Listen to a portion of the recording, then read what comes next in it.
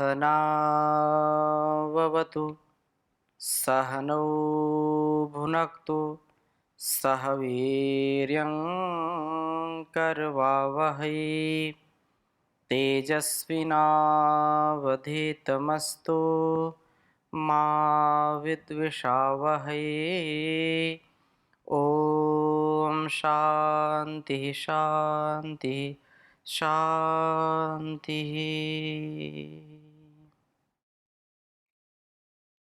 वैदिक जीवन पद्धति की इस कक्षा में आप सभी का हार्दिक स्वागत है, अभिनंदन है। वेदों में मन का स्वरूप, इस विषय में हम चर्चा कर रहे हैं। मन क्योंकि हमारे सभी कर्मों का प्रमुख साधन है। यह अंतःकरण चतुष्टय मन, बुद्धि, चित्त, अहंकार, ये एक जो स्वरूप उस विधाता ने गढ़ा है, उसको बनाया है, तो हमारे संपूर्ण जीवन और जगत के कल्याण के लिए मन का अच्छा होना, मन का सच्चा होना, मन को संकल्प से, सदसंकल्प से युक्त रखना, अच्छे संकल्पों से युक्त मन, कल्याणकारी शिव संकल्पों से युक्त मन वास्तव में हमारे लिए मोक्ष का, मुक्ति का द्वार खोल देता है। और यदि मन हमारा ठीक नहीं है, यदि मन हमारा चंचल है, मन हमारा विषयों में, इंद्रियों के साथ लगा हुआ है, तो फिर संसार में विनाश होने से हमारी रक्षा नहीं कर सकता, अर्थात विनाश होकर के ही रहेगा। हम विनाश के लिए नहीं, अपितु आत्म विकास के लिए, आत्मोन्नति के लिए जन्म लिए हैं। हमको अपने मन पर नियंत्रण करना आना चाहिए, मन के स्वरूप को समझना चाहिए। और कल्याणी वेदवाणी जो वास्तव में इस विषय में हमको जान कराती है, उपदेश देती है, हम उसको समझेंगे, जानेंगे तो जीवन हमारा अत्यंत महनीय होगा। हम पिछली कक्षा में चर्चा कर रहे थे ऋग्वेद के 10वें मंडल के 57वें सूक्त के पहले मंत्र पर चर्चा हमने की थी, जहाँ पर यह कहा था कि हम पथ भ्रष्ट ना हो, क्योंकि सच्चा रास्ता, जो सच्चा पथ है, जो सुपथ है, वह व्यक्ति को अपनी मंजिल तक पहुंचा देता है। लेकिन यदि हम भूल भटक गए रास्तों में, यदि पगडंडियों में, या ये कहें कि जीवन के स्वार्थ में, छोटे छोटे स्वार्थ में, छोटे छोटे प्रलोभनों में यदि हम अपने लक्ष्य को भूल करके उनमें अटक जाते हैं, भटक जाते हैं, तो कैसे जीवन हमारा श्रेष्ठ होगा। हम जीवन को श्रेष्ठ नहीं बना सकते हैं। जीवन को श्रेष्ठ बनाने के लिए हमको इस ज्ञान से युक्त होना पड़ेगा कि मन को कंट्रोल में करना, पथभ्रष्ट ना हो, यज्ञीय कर्मों में लगे रहें, अच्छे सच्चे कर्मों में लगे रहें, जिससे लोभ आदि शत्रु हमारे हृदयों में स्थान ना बना सकें, और हम मन को बांध करके हम प्रभु में लगाने का प्रयत्न करें। सब यज्ञों को उस प्रभु से होता हुआ जान करके कभी भी अहंकार से युक्त ना हो। और यह बहुत ही सुंदर चर्चा है। ऋग्वेद के इसी 10वें मंडल के 57वें सूक्त के तीसरे मंत्र का स्वाध्याय करेंगे। प्रथम वेद मंत्र लिखता हूँ मैं। बहुत छोटे छोटे ये वेद मंत्र हैं, लेकिन इनका जो भाव है बहुत ही गहरा भाव है। ओम मनो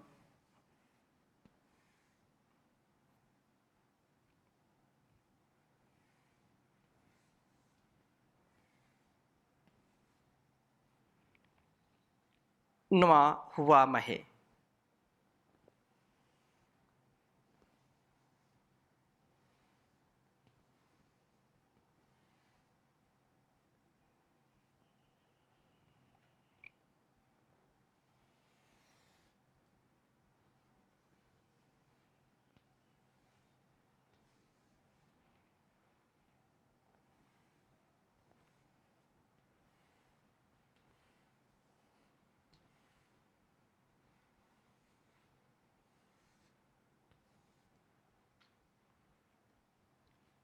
मनो नुआ हुआ महे नराशंसेन।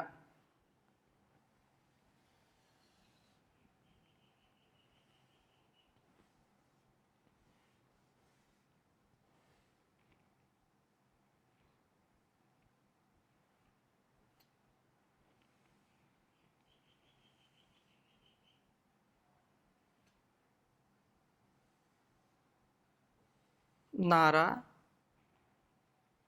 संसेन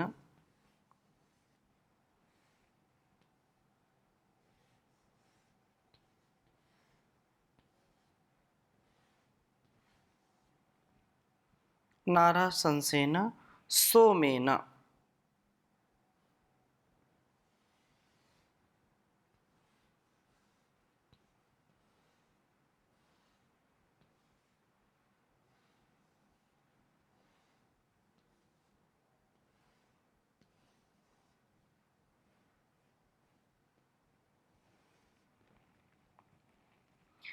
पितॄणां च मन्मभि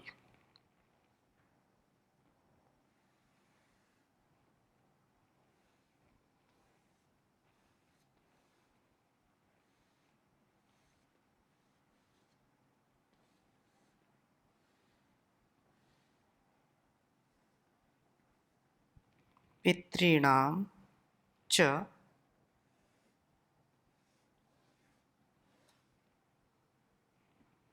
मन्महि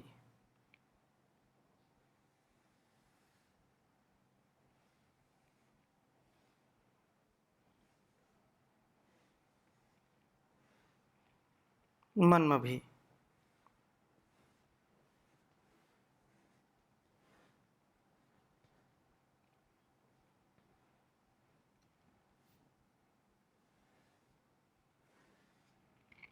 ऋग्वेद के 10वें मंडल के 57वें सूक्त का यह तीसरा मंत्र है।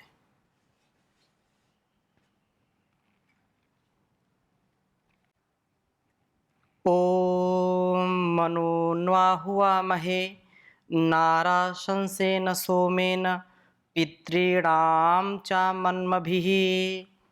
ओम मनो न्वाहुवामहे नारा शंसेन सोमेन पितॄणां च मन्मभिः।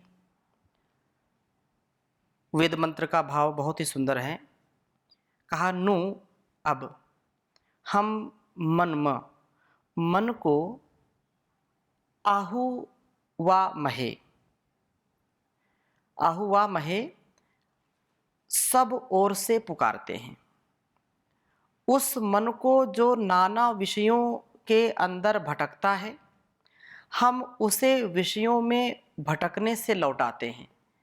जैसे कोई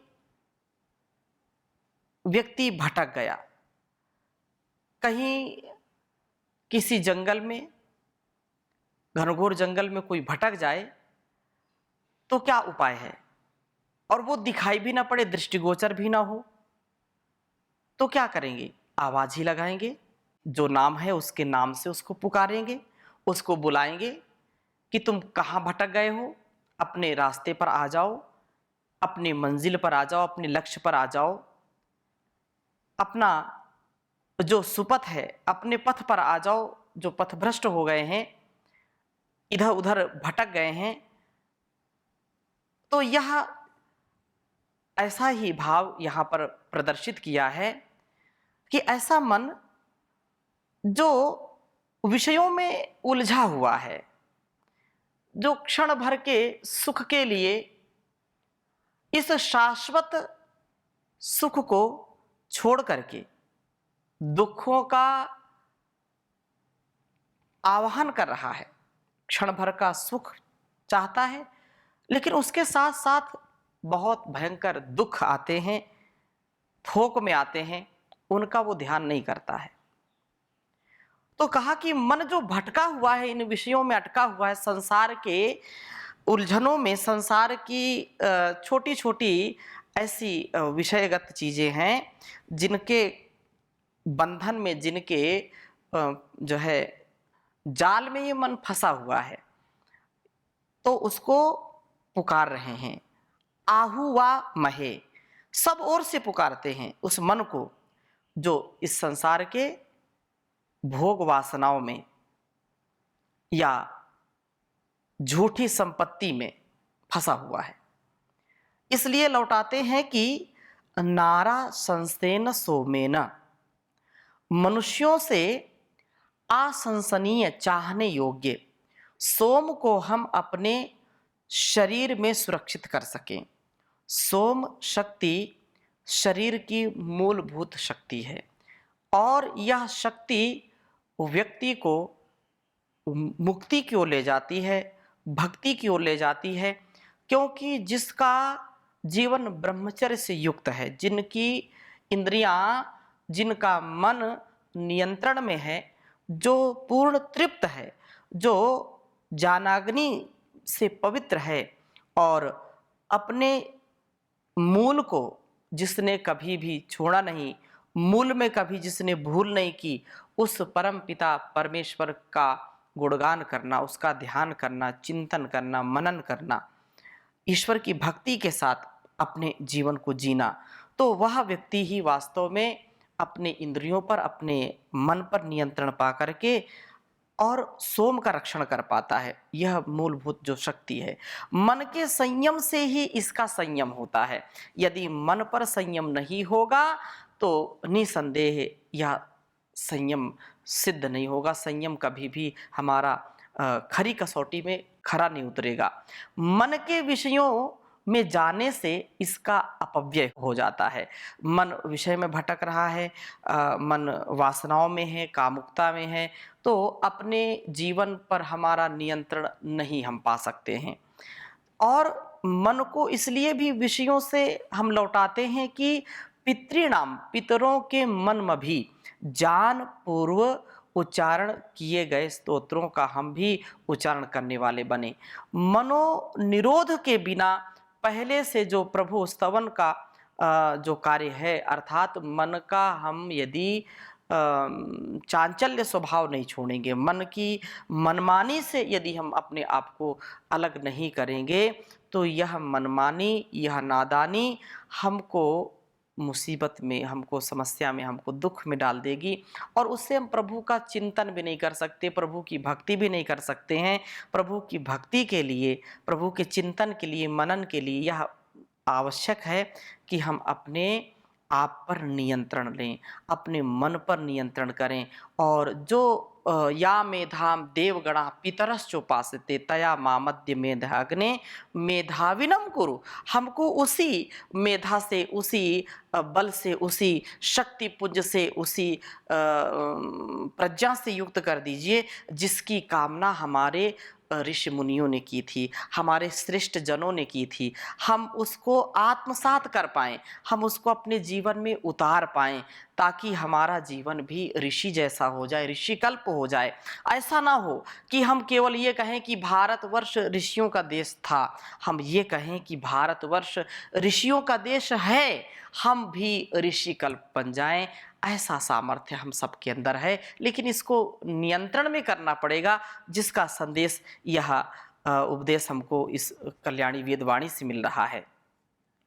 कहा कि ज्ञान पूर्वक उच्चारण किए हैं और हम मनो निरोध के बिना पहले तो प्रभु का स्तवन नहीं कर सकेंगे, पर यदि जैसे तैसे कुछ स्तोत्रों का हमने उच्चारण किया करें तो भी मन अन्यत्र से ही जो है वे स्तोत्र ज्ञानपूर्वक उच्चरित न हो रहे होंगे, मन तो कहीं दूसरे स्थान पर लगा होगा और मंत्र या स्तोत्र, स्तुति, प्रार्थना, उपासना हम कर रहे होंगे, शाब्दिक होंगे, लेकिन मन तो कहीं अलग स्थान पर लगा होगा।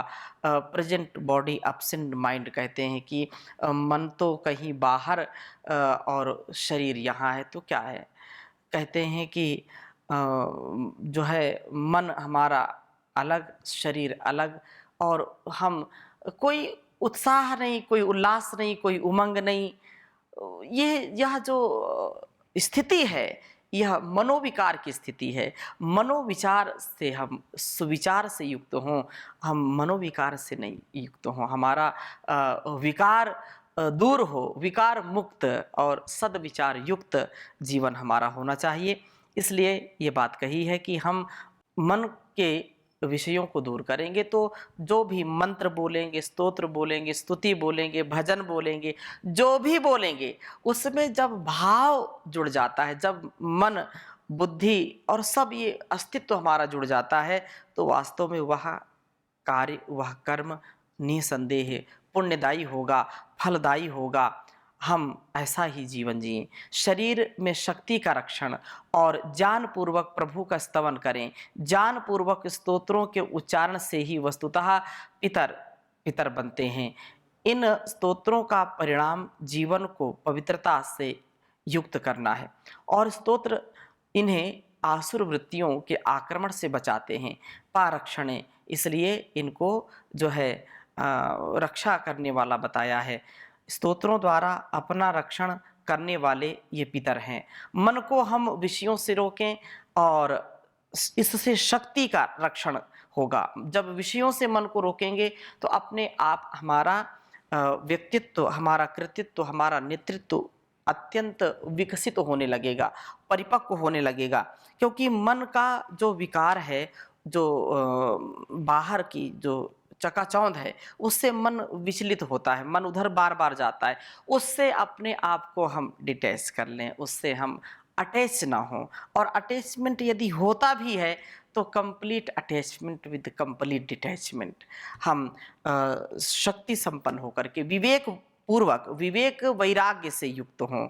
हमारा जो जीवन हो वह निवृत्ति मूलक प्रवृत्ति वाला होना चाहिए। परम पूज्य स्वामी जी महाराज इस बात को बार बार कहते हैं कि प्रवृत्ति भी हो, क्योंकि बिना प्रवृत्ति के हम कार्य नहीं कर सकते। प्रवृत्ति है, ठीक है, लेकिन उसमें निवृत्ति का भाव रख करके कि यह शरीर सदा रहने वाला नहीं है, यह संसार भी सदा रहने वाला नहीं है। तो जो हम कार्य करें, जो हम सेवा का कार्य करें, और जैसा भी हमारे हिस्से में जो सेवा है, उसमें हम कभी भी निराश हताश न हों।